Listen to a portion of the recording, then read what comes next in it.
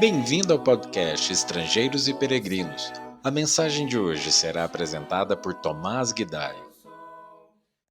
Posto que miríades de pessoas se aglomeraram, a ponto de uns aos outros se atropelarem, passou Jesus a dizer, antes de tudo, aos seus discípulos: Acautelai-vos do fermento dos fariseus, que é a hipocrisia.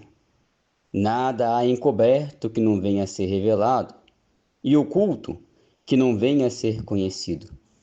Porque tudo que dissestes às escuras será ouvido em plena luz. E o que dissestes aos ouvidos no interior da casa será proclamado dos eirados.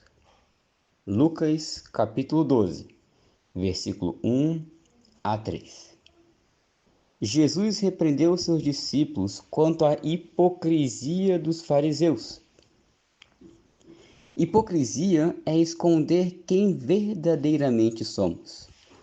Jesus tinha acabado de fazer uma extensa e dura crítica à hipocrisia dos fariseus e intérpretes da lei no trecho anterior, no final do capítulo 11. Eles escondiam a maldade de seus corações por meio de obras externas aparentemente boas. Os fariseus se preocupavam muito em manter uma aparência externa limpa, sendo que o coração deles estava cheio de maldade.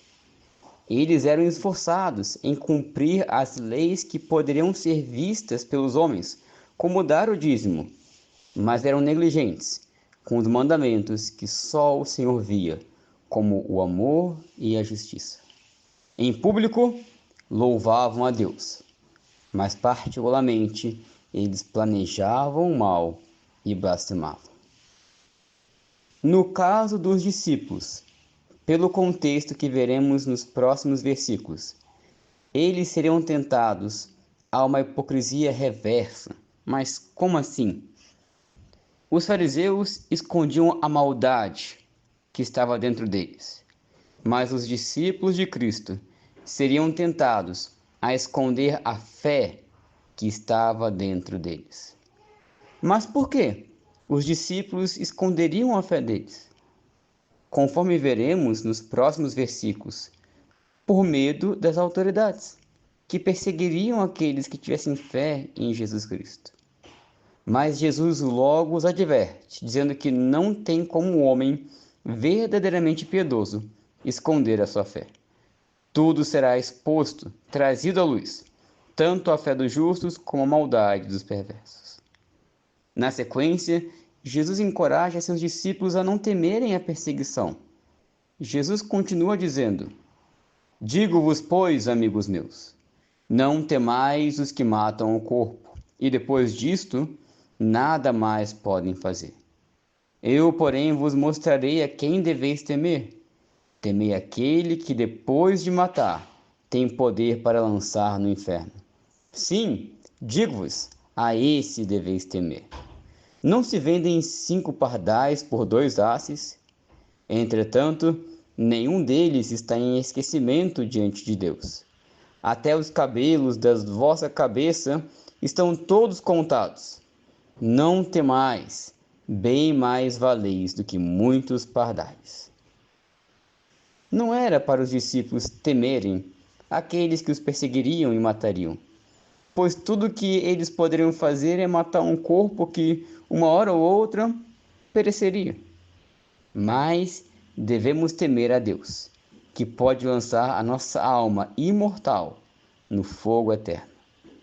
Em vez de termos medo do julgamento dos homens, precisamos tremer diante do julgamento de Deus.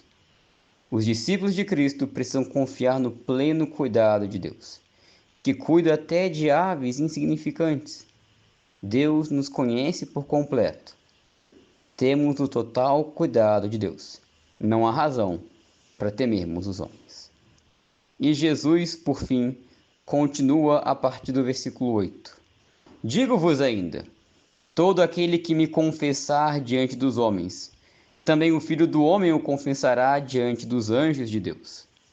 Mas o que me negar diante dos homens, será negado diante dos anjos de Deus. Todo aquele que proferir uma palavra contra o Filho do Homem, isso lhe será perdoado. Mas para o que blasfemar contra o Espírito Santo, não haverá perdão. Quando vos levarem às sinagogas e perante os governadores e as autoridades, não vos preocupeis quanto ao modo por que respondereis, nem quanto às coisas que tiverdes de falar, porque o Espírito Santo vos ensinará naquela mesma hora as coisas que deveis dizer. Todo aquele que tiver coragem de confessar o nome de Jesus, mesmo que isso leve à morte, Jesus confessará o seu nome diante dos anjos e do próprio Pai. Mas quem temer os homens e se envergonhar do nome de Jesus, Jesus também se envergonhará diante do Pai. Mas, ainda que alguém negasse a Cristo nesse contexto de perseguição, teria chance de perdão caso viesse a se arrepender. Imagine alguém que foi pego pelas autoridades e obrigado a blasfemar e a negar a Cristo. E essa pessoa, num momento de fraqueza, nega o Senhor. Se esta pessoa, depois que tudo passar, se arrepender, pedir perdão e voltar a confessar a Cristo, Jesus disse: essa pessoa será perdoada. Agora, imagine um discípulo que, a semelhante modo, é pego pelas autoridades e obrigado a blasfemar. Ele também se enfraquece e nega a Cristo. Mas, diferentemente do caso anterior, ele não tem coragem de voltar e confessar a Cristo. Antes, assume essa postura das autoridades, uma postura de medo e negação, associando as obras de Cristo a de Beelzebu e a não as obras do Espírito. Para esta pessoa, não haverá perdão.